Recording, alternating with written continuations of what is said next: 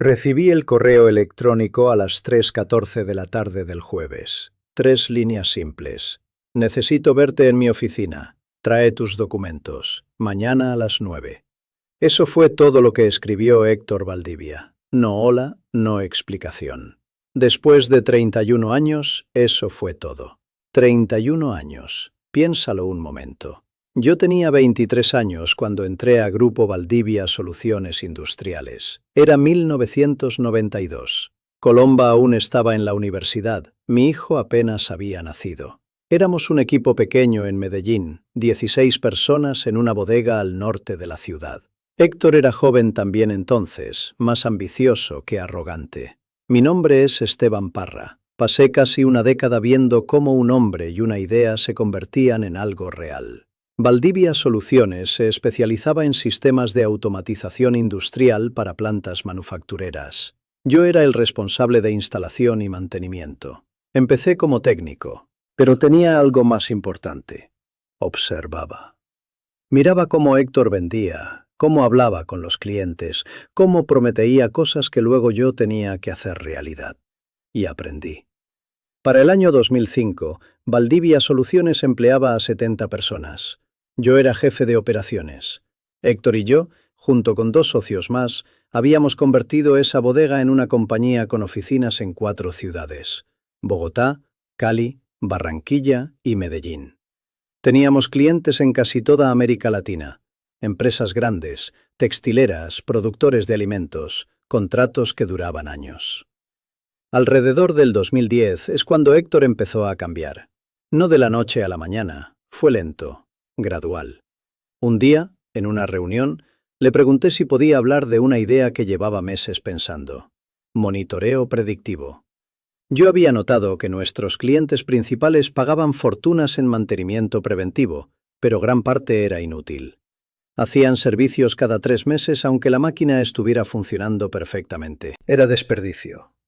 Yo creía que podíamos vender un sistema completamente diferente: monitoreo en tiempo real, sensores inteligentes que alertaran a los operarios exactamente cuando era necesario el servicio, antes de que algo fallara. Héctor me escuchó durante 2 minutos, luego negó con la cabeza. Esteban, eso es software. Nosotros somos una compañía de hardware. No entendemos ese mercado. Es complicado, es caro, mala idea. Eso fue todo. Fin de la conversación. Pero yo no lo olvidé. Seguimos creciendo, más clientes, más dinero, más personal.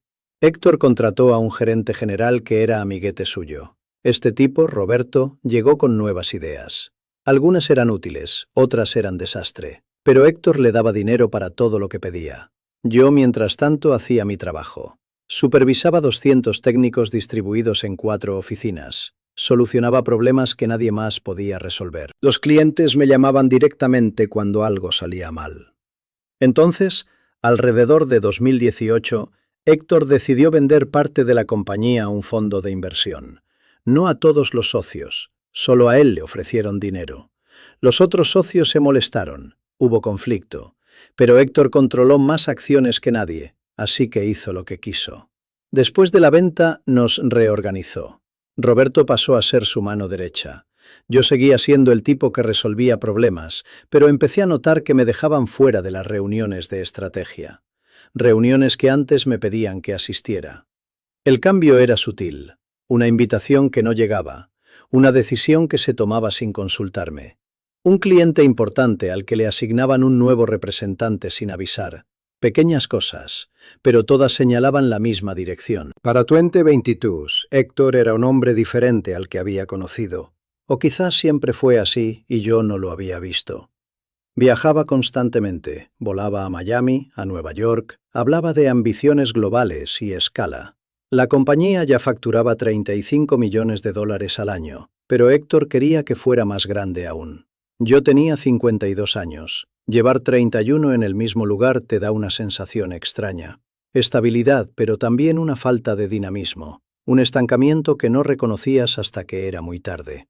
Esa noche no dormí mucho. Colomba me preguntó qué pasaba. Le dije que probablemente nada. Que Héctor quería discutir algo sobre la operación. Mentía. Después de 31 años aprendes a leer los silencios. El correo era demasiado corto, demasiado frío. Llegué a la oficina a las 8:45. La ciudad estaba gris, llovía un poco.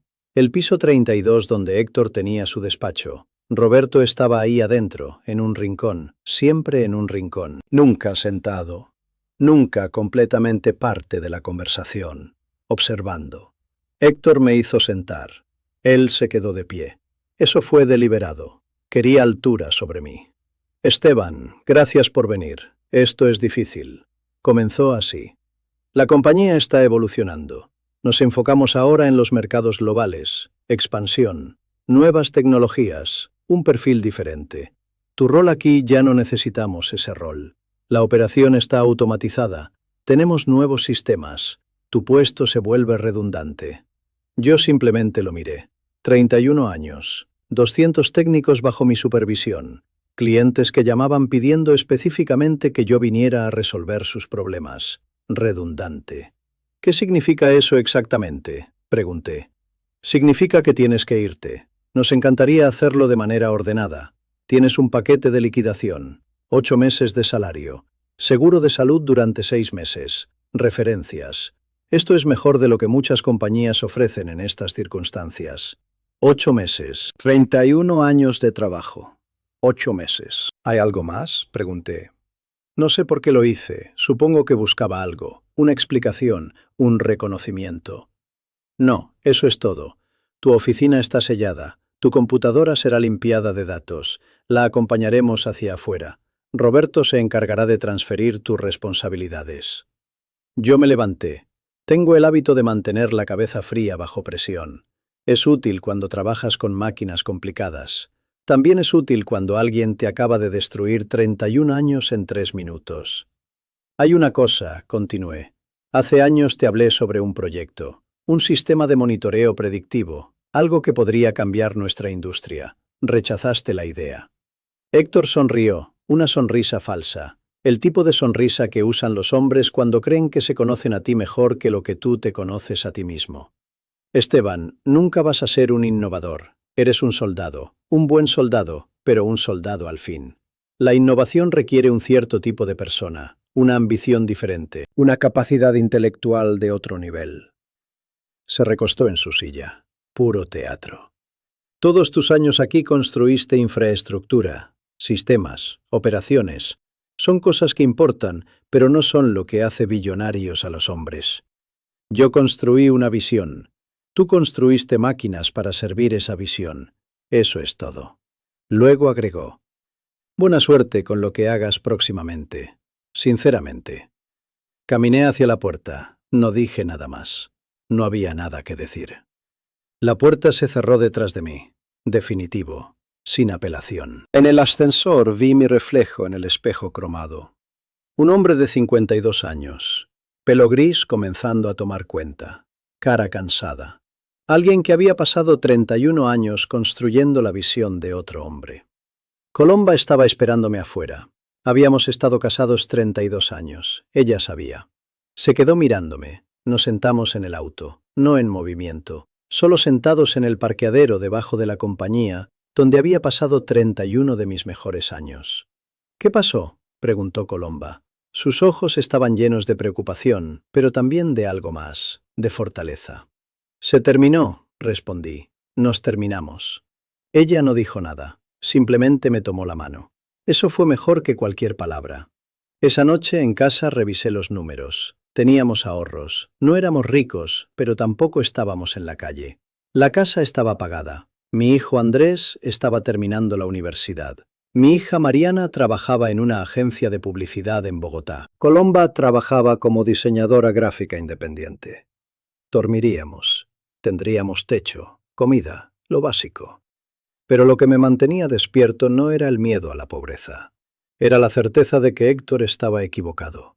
Una idea que había presentado años atrás, una idea rechazada con casi desdén, esa idea podría ser exactamente lo que el mercado necesitaba.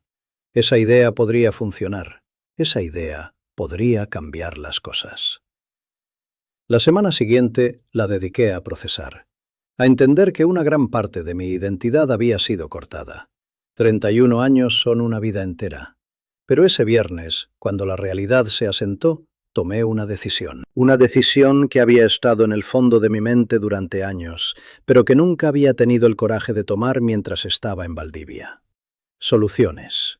Iba a construir el sistema de monitoreo predictivo, por mi cuenta. Iba a construir la idea que Héctor rechazó con tanta certeza. No por venganza, no por dinero, aunque eso llegaría eventualmente, sino porque cuando trabajas en algo durante 31 años, cuando construyes tanto, cuando das tanto de ti mismo, y luego alguien te dice que nunca fuiste lo suficientemente bueno, que eres redundante, tienes dos opciones: creerle o construir algo que pruebe lo contrario. Yo elegiría la segunda opción, siempre elegiría la segunda opción. Me tomó 3 días escribir el plan, un plan real, no un sueño, un plan con números, con proyecciones, con investigación de mercado. Llamé a algunas personas que conocía, clientes, otros ingenieros que habían trabajado conmigo y que también habían dejado Valdivia Soluciones, gente que confiaba en mí.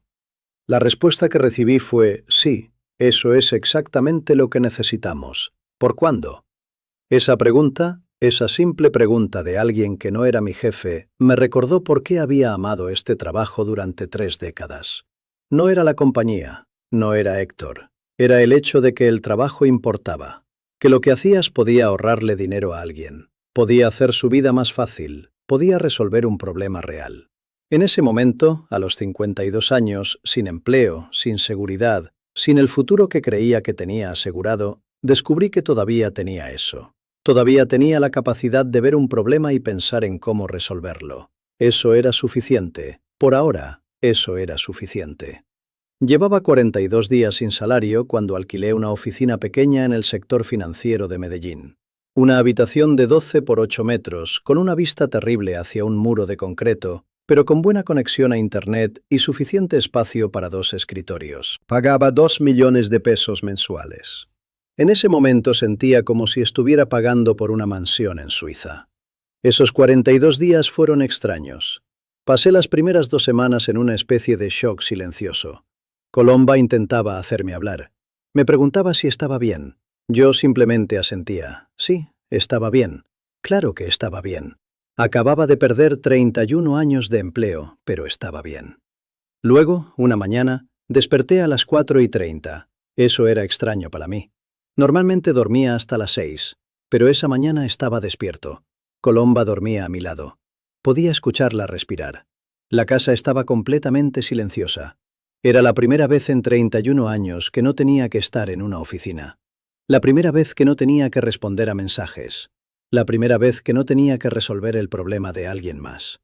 Y entonces, en ese silencio, algo pasó. Una claridad. Una sensación de que había pasado algo importante, algo necesario. Que tal vez la puerta que se cerró en la oficina de Héctor estaba abriendo otra cosa. Esa mañana tomé café con Colomba. Le pregunté qué pensaba de comenzar algo nuevo, algo mío, algo que no dependiera de Héctor o de nadie más. ¿Qué? Preguntó simplemente. Una compañía, una idea que rechazaron en Valdivia, un sistema de monitoreo inteligente para máquinas. Colomba sonrió, una sonrisa cálida, la sonrisa de alguien que ha estado escuchándote hablar sobre una idea durante años, esperando el momento en que tuvieras el coraje de perseguirla en serio. ¿Cuándo empezamos?, preguntó. Eso fue todo. Eso fue suficiente. Mi socio fue Juan Ramón Tobón. Lo conocía desde hacía 16 años. Había sido ingeniero en Valdivia Soluciones, pero se fue 10 años atrás para trabajar en el sector de telecomunicaciones. Es un hombre silencioso, observador. El tipo que entra a una sala y en 5 minutos ya sabe quién es inteligente y quién simplemente está fingiendo. Le conté la idea. Le mostré mis cálculos. ¿Cuánto necesitas para empezar? Dinero para vivir durante 18 meses. Dinero para desarrollar un prototipo. Dinero para construir un equipo pequeño. Tengo $150.000, dijo. Eso fue todo. No pidió participación accionaria, no pidió consultar con su familia, solo dijo que tenía el dinero y que creía en la idea. Años después me contaría que en esos momentos había estado buscando algo en lo que invertir que tuviera sentido, que cuando le hablé supo de inmediato que era eso. Así comenzó Monitoreo Inteligente. Los primeros 3 meses fueron de desarrollo puro. Trabajaba de manera que no había trabajado desde mis 20s, sin jefe, sin reuniones de estatus, sin aprobación necesaria. Solo yo, Juan Ramón, y una idea que necesitaba convertirse en realidad. Juan Ramón trajo a Sofía Marín, una ingeniera en software que trabajaba en telecomunicaciones con él. Sofía fue la tercera persona de nuestro equipo. Es una mujer con una inteligencia técnica que apenas cabe dentro de su cabeza. Habla código como otros hablan español. Podría haber trabajado en cualquier compañía en el mundo. Google la habría contratado en un segundo. Pero cuando le mostré la idea, simplemente dijo que sí. Que quería ser parte de algo que ella construyera desde cero. Que quería resolver un problema real para gente real, no construir características que desaparecerían en un producto grande. Sofía podría haber hablado casi cualquier cosa en la vida, pero eligió resolver problemas complicados con máquinas. Eligió estar en una oficina pequeña con vista a un muro. Eligió creer en una idea que alguien más había rechazado. Nos conocimos en esa oficina pequeña con vista al muro de concreto. Sofía llegó con equipos de cómputo de segunda mano que ella había configurado personalmente. Trabajó sin parar durante 6 semanas construyendo el núcleo del algoritmo. Mientras tanto, yo diseñé los sensores, no desde cero. Tomé tecnología existente que era barata y disponible, pero la reconecté, la reprogramé, la transformé en algo diferente. Después de 2 meses, teníamos un prototipo funcional. La primera prueba fue en una fábrica textil en el municipio de Itagüí, a las afueras de Medellín. El dueño, Ricardo Monsalve, era cliente de Valdivia Soluciones desde hacía más de 10 años. Era alguien que me conocía, que confiaba en mí. Le mostré el sistema. Le expliqué cómo funcionaba.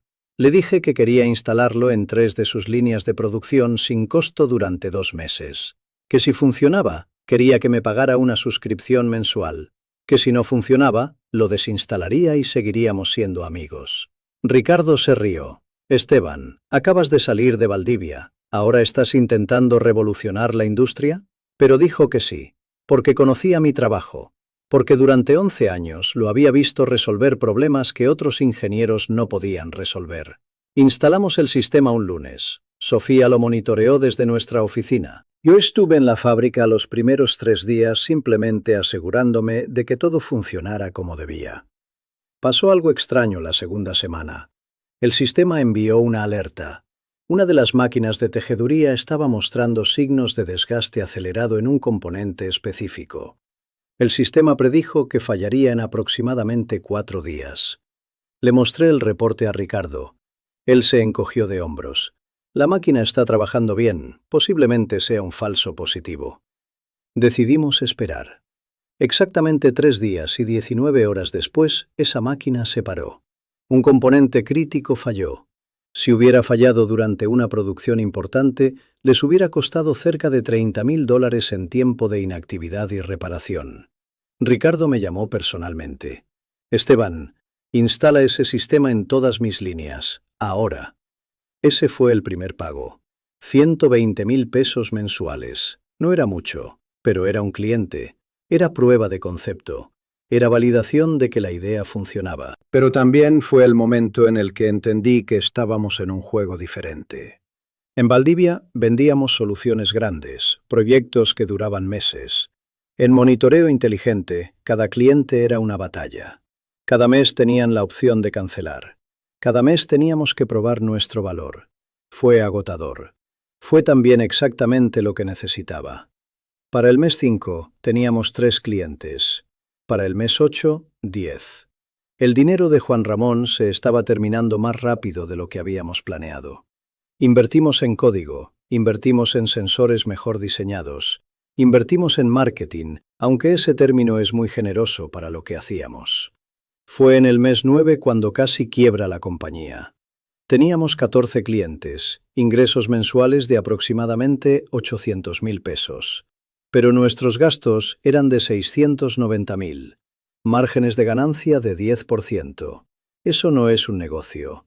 Eso es un lento viaje hacia la insolvencia. Me sentaba en esa oficina con vista al muro de concreto, mirando las hojas de cálculo, y pensaba que tal vez Héctor tenía razón. Que tal vez yo era un soldado. que tal vez no tenía la visión para escalar una compañía desde el suelo. Ese fue el momento más oscuro, el momento donde casi renuncio, el momento donde casi llamé a alguien y pedí mi antiguo trabajo de vuelta. Recuerdo exactamente dónde estaba, en esa oficina, una mañana de julio. Colomba había ido al mercado. Sofía estaba durmiendo en casa después de trabajar toda la noche. Juan Ramón estaba en una reunión con un cliente potencial. Yo estaba solo con mis números que no tenían sentido. Llamé a Juan Ramón. Le dije que necesitábamos hablar, que estábamos en el camino equivocado, que necesitábamos reevaluar, que tal vez deberíamos pivotar a algo más pequeño, más manejable. Juan Ramón vino a la oficina. Llegó una hora después. Se sentó enfrente de mí. No dijo nada durante 2 minutos, solo miró los números. Luego me miró a mí. ¿Sabes cuál es el problema?, preguntó. No es el producto. El producto funciona, los clientes lo aman. Es esto. Señaló hacia las márgenes de ganancia bajos. Es que estamos siendo demasiado baratos. Estamos intentando competir en precio en lugar de en valor. Explicó su punto, que habíamos estado pensando en monitoreo inteligente como si fuera un commodity, como si fuera algo que todos esperaban que fuera barato, pero no era eso. Era un servicio especializado, era una solución que ahorraba dinero real a los clientes, mucho dinero, decenas de miles de dólares por año a algunos clientes. Si un cliente ahorra $50,000 en mantenimiento preventivo evitado gracias a tu sistema, ¿cuánto deberías cobrar?, preguntó Juan Ramón. Yo diría que cobrarías 10,000, 20,000, porque siguen ahorrando 30, 40,000. Es una ganga para ellos. Tenía razón, completamente. El problema no es la idea. El problema es que no tenemos dinero para escalar agresivamente y conquistar el mercado. Para eso necesitamos inversión externa. Dinero de alguien que crea en nosotros lo suficiente como para apostar en grande. Esa noche, Juan Ramón me llevó a su casa. Habló con su familia, llamó a sus abogados, y luego, a la semana siguiente, me confirmó que estaba dispuesto a invertir más dinero de su propio bolsillo, $150,000 adicionales. ¿Un inversionista? Sí, y creo que conozco a alguien. Ese alguien era un fondo de capital de riesgo llamado Innova Partners. Estaban basados en Medellín, pero tenían conexiones en todo el continente. Invertían en startups de tecnología. El tipo que los dirigía era un hombre llamado Andrés Cifuentes. Juan Ramón tenía una conocida que había trabajado con Andrés. Nos presentó en una cafetería de Laureles. Andrés llegó 10 minutos tarde, bebía un café negro que ni tocó y escuchó nuestro pitch durante exactamente 20 minutos. Luego preguntó 3 preguntas. Una sobre el tamaño del mercado, una sobre nuestra capacidad técnica, una sobre qué haríamos con el dinero. No pidió más reuniones, no pidió más demostraciones, simplemente dijo, me interesa, voy a hacer due diligence, esperen mi llamada. Esa llamada llegó 30 días después. Innova Partners estaba listo para invertir $700,000 en monitoreo inteligente. A cambio, querían 30% de la compañía, un valuation de $2,300,000. Cuando Juan Ramón me lo dijo, simplemente me quedé mirándolo. En ese momento, la compañía no era rentable. Estábamos gastando más dinero del que ganábamos, y de pronto, alguien estaba dispuesto a darle un valor de $2,300,000. Eso significa que ellos creen en nosotros, dijo Juan Ramón. Significa que cuando ven lo que hemos construido, ven potencial. Eso es lo que ves cuando inviertes en gente como tú. La pregunta ahora es, ¿vas a creer en ti también? Firmar los documentos fue extraño. Recuerdo el olor de la oficina del abogado. Recuerdo la pluma en mi mano. Recuerdo a Juan Ramón sonriendo mientras yo colocaba mi firma. Era oficial. Ya no era un hombre con una idea. Era un emprendedor con una compañía y un equipo. Eso fue en el mes 11 de monitoreo inteligente. Apenas pasado un año desde que Héctor Valdivia me dijera que nunca sería un innovador. Un año desde que caminé fuera de su oficina creyendo que mi vida había terminado. Un año desde que descubrí que en realidad estaba comenzando. Porque lo que Héctor no entendió, lo que probablemente ningún ejecutivo arrogante entiende, es que cuando descartas a alguien, cuando los humillas, cuando les haces creer que son menos de lo que realmente son, a veces simplemente los despiertas. A veces simplemente activas algo que estaba durmiendo dentro de ellos. Con el dinero de Innova Partners, todo cambió de velocidad. No fue un cambio gradual. Fue como si alguien hubiera presionado el acelerador completamente hacia el piso. Contratamos a 4 ingenieros más, gente talentosa de compañías que estaban comenzando a despedir durante la pandemia, gente que había sido dejada atrás como yo. Mudamos la oficina a un espacio más grande en el Parque Bolívar, un sector que se estaba convirtiendo en el corazón del TEC de Medellín. Un lugar que, hace 3 años, había parecido un sueño irrealista. Sofía pasó de ser la única ingeniera de software a liderar un equipo de 5 desarrolladores.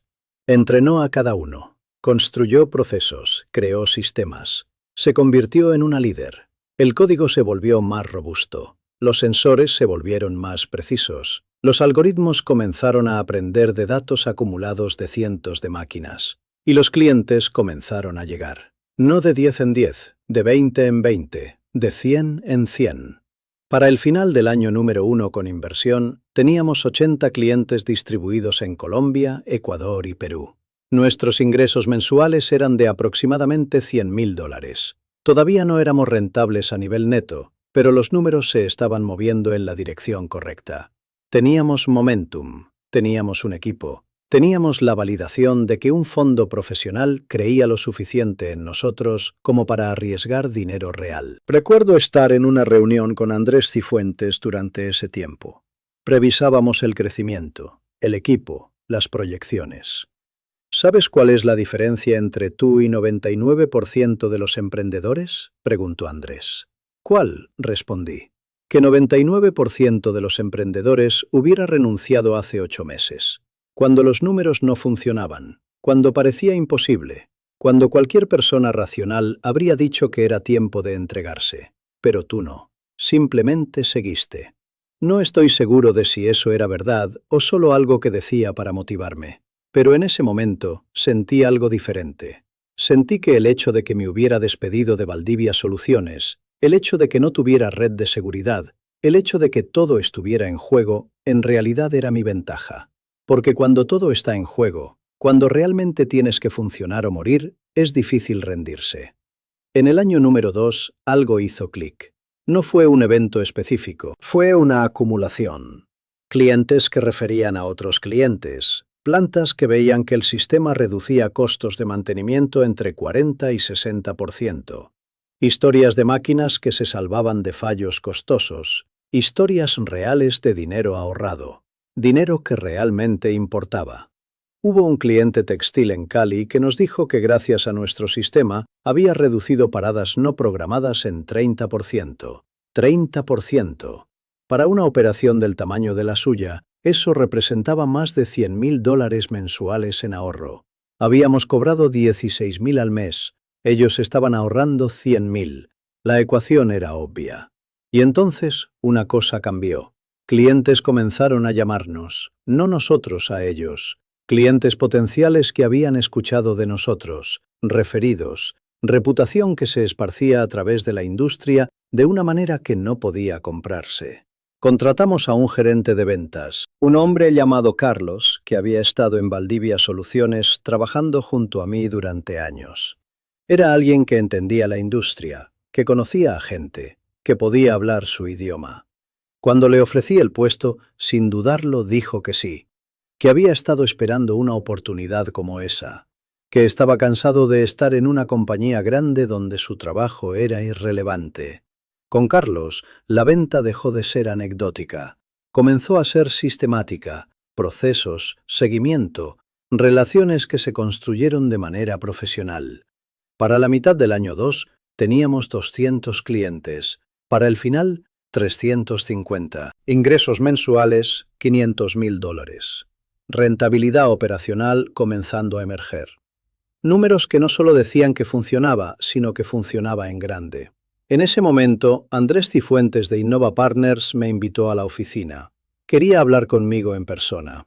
Cuando llegué, él estaba acompañado por un segundo hombre, alguien que no conocía, un inversionista de un fondo más grande basado en Buenos Aires, un fondo que estaba buscando oportunidades en América Latina. Hemos estado viendo tus números, dijo Andrés, y hemos estado hablando con algunos de nuestros colegas. Hay consenso aquí. Tu compañía está lista para una ronda B de inversión. Más grande, diferente. La ronda B fue de 3 millones de dólares, de un fondo basado en Argentina que estaba buscando crecer en toda la región. Nos diluyeron. Mi participación se redujo, pero el valuation de la compañía subió a 35 millones. En cuestión de 2 años, pasé de tener nada a poseer una parte significativa de una compañía que había alcanzado un valor de 35 millones de dólares.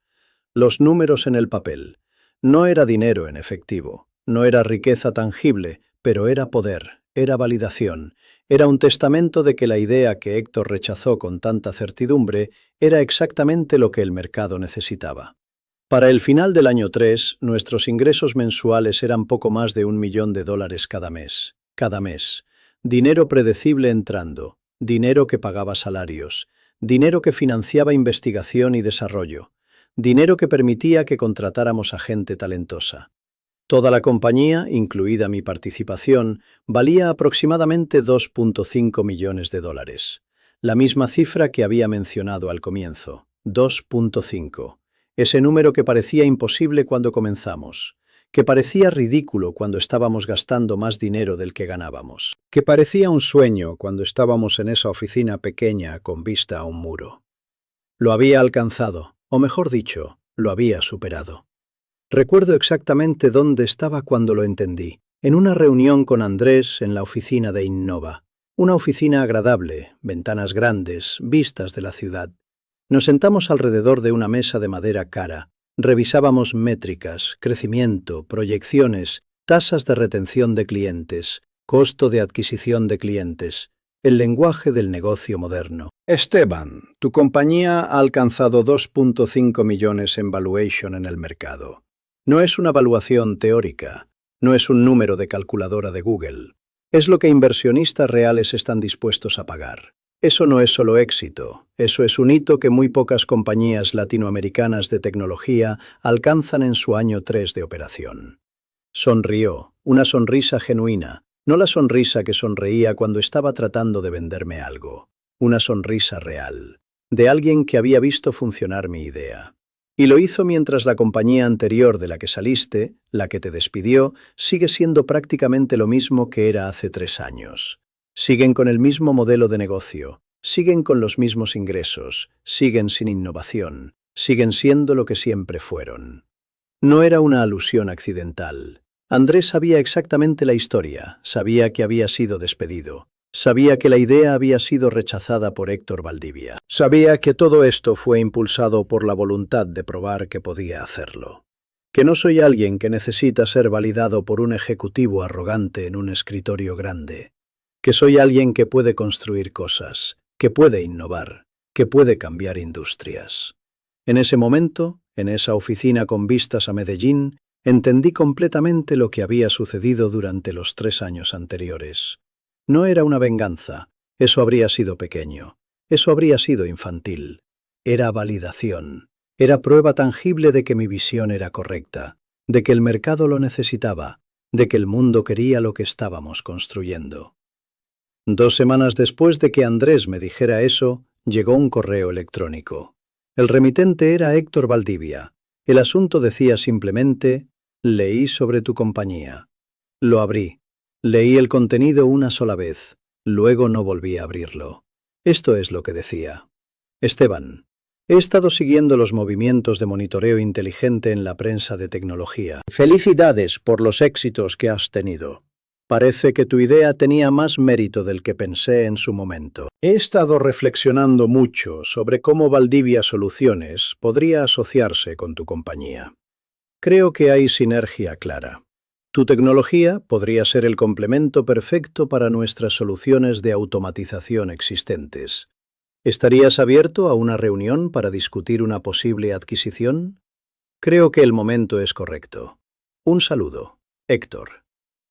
Adquisición. Esa era la palabra clave. Ahora que la compañía valía algo, ahora que había validación externa en forma de inversión y crecimiento, Héctor quería poseerla. No respondí el correo, no de inmediato. Simplemente lo dejé ahí, sin leer, en una carpeta llamada Después.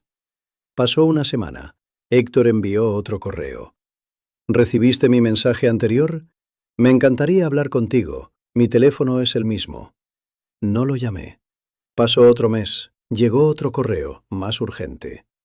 Entiendo que estés ocupado, pero creo que sería beneficioso para ambos si pudiéramos al menos tener una conversación.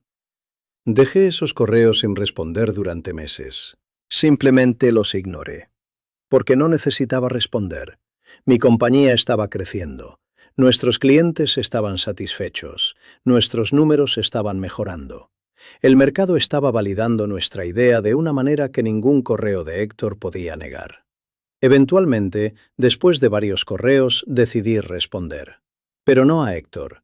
Decidí responder a través de mis acciones, a través de construir una compañía que funcionaba, que hacía diferencia, que empleaba a gente talentosa, que resolvía problemas reales para clientes reales.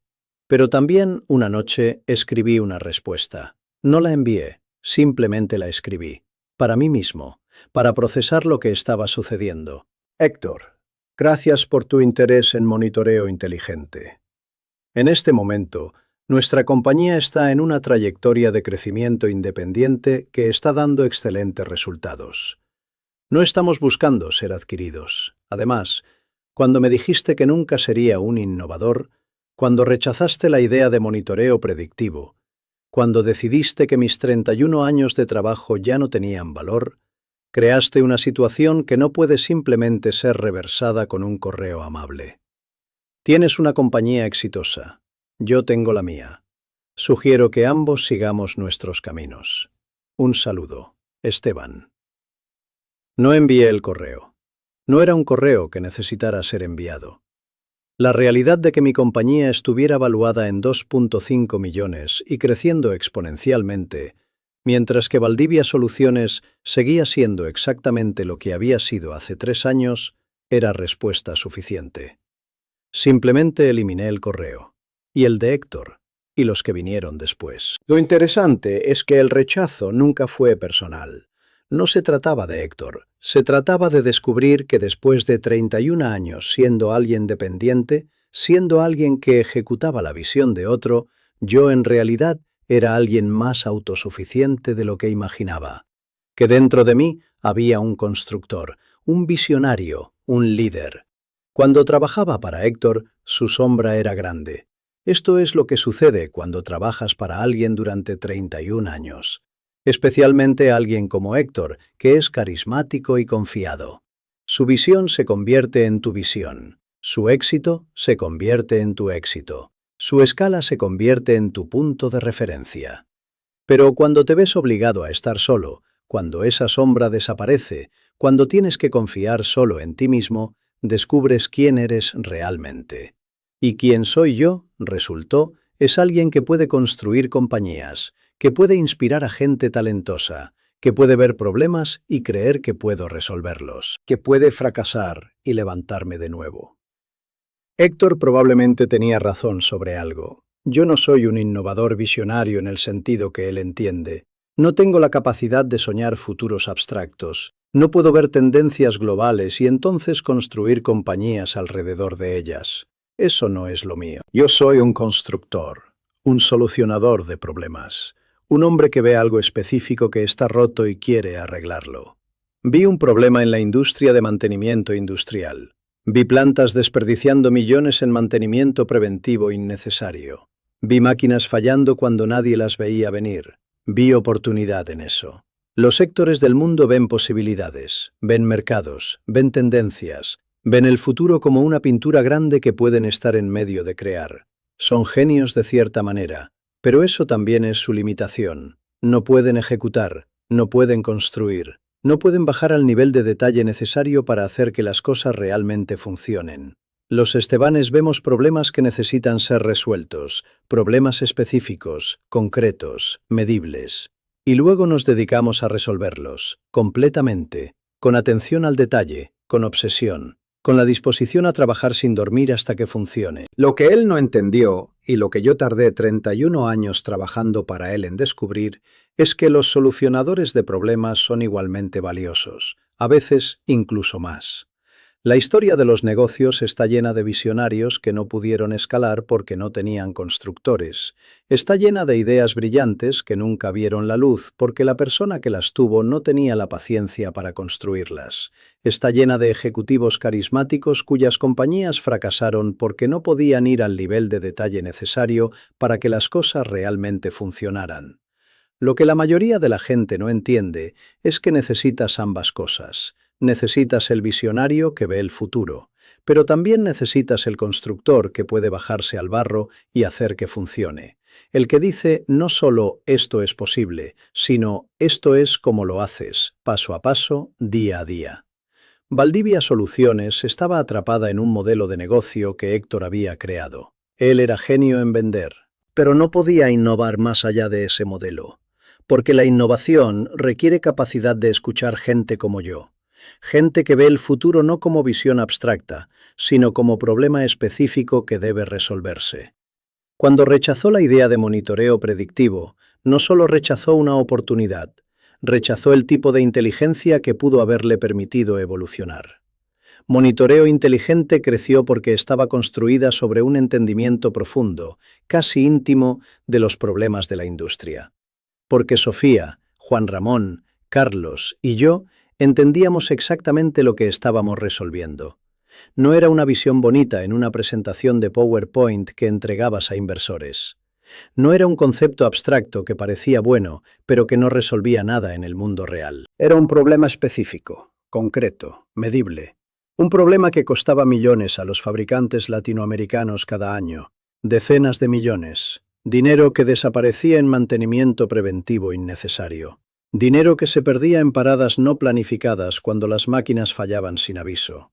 Dinero que simplemente desaparecía porque no había mejor forma de hacerlo. Ese era el problema que nos obsesionaba. Ese era el problema que nos mantenía trabajando hasta las 2 de la mañana. Ese era el problema cuya solución justificaba cada sacrificio que hacíamos.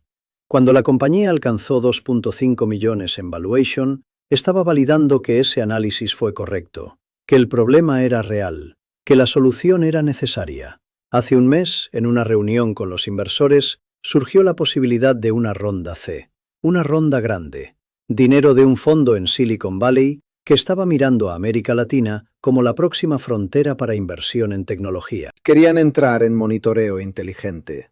Querían llevar la compañía a escala global. Era la clase de oportunidad que hace un año ni siquiera habría parecido posible. Hace 3 años habría parecido delirante. Hace 5 años habría parecido ciencia ficción. Les dije que sí, porque después de lo que hemos hecho, después de lo que hemos construido, después de todo lo que hemos soportado, estoy listo para el siguiente nivel. Pero primero, antes de pensar en finanzas y rondas de inversión, necesitaba reflexionar. Necesitaba pensar en lo que realmente ha sucedido durante estos años. Porque después de despedirme de Héctor, después de perder mi seguridad, después de trabajar sin dormir durante meses construyendo algo de la nada, después de casi fracasar media docena de veces, después de escalar y contratar y delegar, después de aprender que el liderazgo es diferente de la ejecución, después de todo eso, finalmente entendí algo que probablemente debería haber entendido hace 31 años. No necesitaba a Héctor Valdivia para validar mi valor. Necesitaba validarme a mí mismo. Y eso solo se puede hacer construyendo algo, teniendo la disposición de fracasar, de ser pequeño, de ser rechazado, de empezar de nuevo. Cuando cumplí 55 años hace pocos meses, pasé un tiempo reflexionando, un tiempo pensando en dónde estaba cuando Héctor me despidió, dónde estaba cuando creía que mi vida había terminado. 52 años, 31 años de experiencia, ninguna compañía. Ningún futuro aparente. Ahora, a los 55, después de todo, estoy en un lugar completamente diferente. Estoy liderando una compañía valuada en 2.5 millones de dólares. Tengo un equipo de 40 personas talentosas. Tengo clientes en 5 países. Tengo inversores que creen en la visión. Tengo dinero en el banco. Pero lo más importante es que sé quién soy. Sé que puedo construir cosas, que puedo escalar, que puedo resolver problemas que otros no pueden resolver, que cuando veo algo que está roto en el mundo, puedo actuar sobre eso. Puedo transformarlo, puedo hacerlo funcionar. Héctor Valdivia tuvo razón en una cosa. Yo no soy un innovador visionario en el sentido que él entiende. Pero eso está bien, porque el mundo no solo necesita visionarios, necesita constructores, necesita solucionadores, necesita personas que vean un problema específico y digan simplemente, voy a arreglarlo. Porque la innovación no sucede en visiones, sucede en detalles. Sucede cuando alguien decide que el status quo es inaceptable y hace el trabajo necesario para cambiarlo. Es tedioso, es difícil, es unglamorous en muchas formas, pero funciona. Cuando salí de esa oficina en el piso 32 del edificio de Valdivia Soluciones, no tenía idea de qué haría, no tenía plan, no tenía certeza. Lo que tenía era rabia, rabia calma. La rabia de alguien que ha sido subestimado, la rabia de alguien que sabe que puede hacer más. Y esa rabia, dirigida correctamente, es combustible. Es lo que te mantiene despierto a las 2 de la mañana cuando el código no funciona. Es lo que te hace perseverar cuando un cliente potencial te rechaza. Es lo que te hace volver después de fracasar. Hace 3 años, cuando comenzamos Monitoreo Inteligente en esa oficina pequeña, nadie nos hubiera dado 5 centavos de probabilidad. Éramos una startup colombiana en un sector dominado por compañías estadounidenses establecidas. Éramos un equipo pequeño, con presupuesto pequeño. Teníamos tecnología que funcionaba, pero que era apenas diferente de lo que otros estaban haciendo. Lo que teníamos que otros no tenían era hambre, literalmente. Cuando invertía cada peso en tecnología, en sensores, en código, era dinero que no estaba yendo a mi salario. Fue duro. Hubo meses donde apenas ganaba lo suficiente para pagar la casa.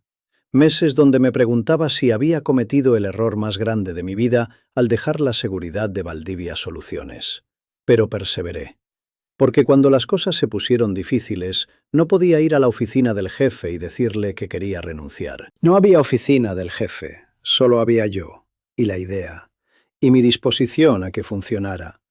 Eso es lo que finalmente marca la diferencia, no la inteligencia, no la educación, no el pedigrí. Es la disposición de permanecer incluso cuando duele, incluso cuando es fácil dejar ir. Y eso, después de todo, es exactamente lo que hice.